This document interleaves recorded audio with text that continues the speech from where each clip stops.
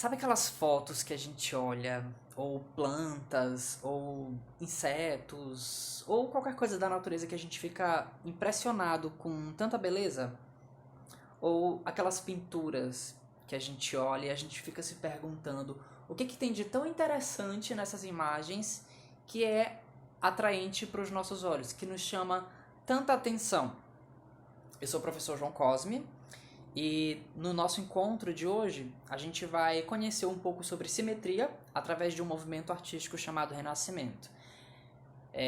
No nosso encontro a gente tem algumas missões, alguns objetivos. Primeiro, entender o que é simetria, estudar um pouquinho sobre simetria, conhecer o movimento que utilizava a simetria como recurso visual, que é o Renascimento, e por fim a gente vai desenvolver o pensamento criativo. Simetria. Nós temos três tipos: bilateral, radial e fractal. Um exemplo de uma construção que é repleta de motivos simétricos e de imagens simétricas no seu interior é uma mesquita localizada no Irã. Tá, mas afinal, o que é simetria? O que seria um objeto simétrico? Um objeto, ele é simétrico quando existe uma harmonia de proporções de suas partes em relação ao todo. Altura, largura e comprimento, tudo isso tem uma relação equilibrada entre si, estritamente relacionada à harmonia e beleza. A simetria é também um conceito decisivo nas teorias sobre a natureza. Na Grécia Antiga, o conceito floresceu lá e ele nos influencia até hoje. O primeiro tipo de simetria que a gente vai estudar, a simetria bilateral. Uma das principais simetrias existentes na natureza é a bilateral. Nela, um lado do corpo, da planta ou animal, é uma cópia muito próxima do outro lado. É como se existisse um plano capaz de dividir a imagem em dois lados, ou duas imagens quase refletidas.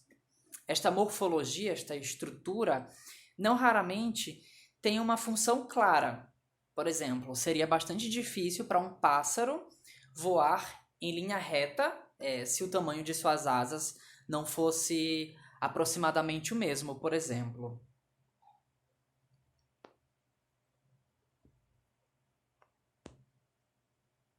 Esferas e esferas. Um objeto ele é esfericamente simétrico se é possível cortá-lo e obter duas metades iguais, independente da direção do corte, desde que passe pelo centro dele.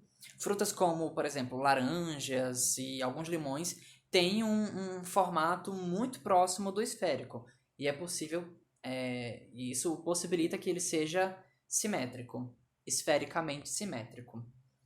Formas radiais. Esse é o segundo tipo de simetria, a simetria radial. Um corpo ele tem simetria radial se, ao ser cortado várias vezes, ele gera pedaços iguais. Ou se é possível rodá-lo assim, em torno de um eixo central e obter um efeito de círculo. A principal diferença entre a principal diferença em relação às formas esféricas é que, no caso das esferas, não existe um lado para cima nem um lado para baixo, como em um disco, mais ou menos plano. Nas formas radiais, estes lados existem.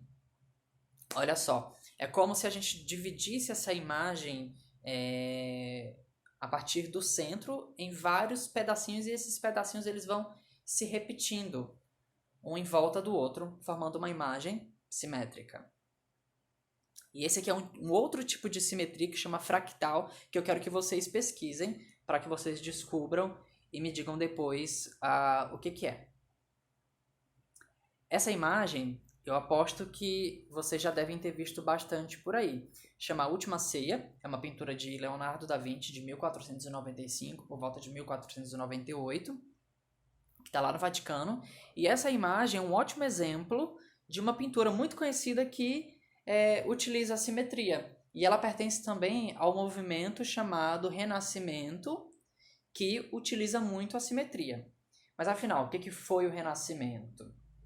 Ele foi um movimento artístico, cultural e filosófico e um período histórico europeu que trouxe de volta valores da Grécia Antiga para essas áreas do conhecimento aí que eu citei. Os artistas do Renascimento usavam a simetria como um recurso visual. E o Renascimento ele aconteceu entre os séculos XIV e XVI. Agora tem uma explicação aí por que o Renascimento utilizava muito a simetria. Por quê? O Renascimento ele marcou o fim da Idade Média, né? Ele representa aí o período em que a Idade Média estava se desfazendo e que o mundo, e principalmente a Europa, estava se transformando. A razão, o pensamento reflexivo, crítico, a racionalidade estava surgindo aos poucos. E a simetria transmite uma certa sensação de equilíbrio, uma certa sensação de racionalidade, e por isso ela era muito utilizada no Renascimento. Olha só, por exemplo, nessa pintura de Rafael, Escola de Atenas, de 1510. É uma imagem simétrica. Se a gente passar uma linha no meio, ó, o que tem do lado, tem do outro também. Aproximadamente, pelo menos. Um outro exemplo aqui também do Rafael. Olha só, a imagem completamente simétrica aqui no fundo, ó. A simetria no Renascimento ela se manifesta inclusive nas construções, na arquitetura. E aqui a gente vê a Capela Sistina, que fica lá no Vaticano também. Tá, agora vamos para as missões do dia. Primeiro vocês vão pesquisar o que é simetria fractal, ok? Em segundo lugar, nós vamos fazer uma atividade prática e nós vamos precisar de um papel, uma tesoura e cola. Na verdade, 2 papéis. O que a gente vai fazer? Vai pegar esse papel aberto assim e vamos dividi-lo, dobrá-lo, na verdade, em 4 partes e vamos fazer cortes na sua lateral.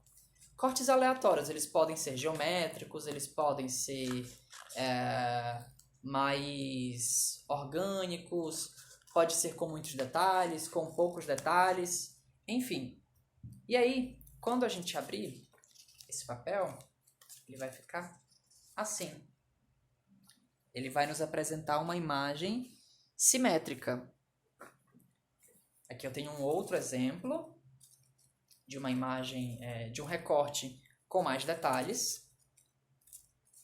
Aberto ele fica assim. E aqui eu tenho outros exemplos também bastante interessantes. Olha só.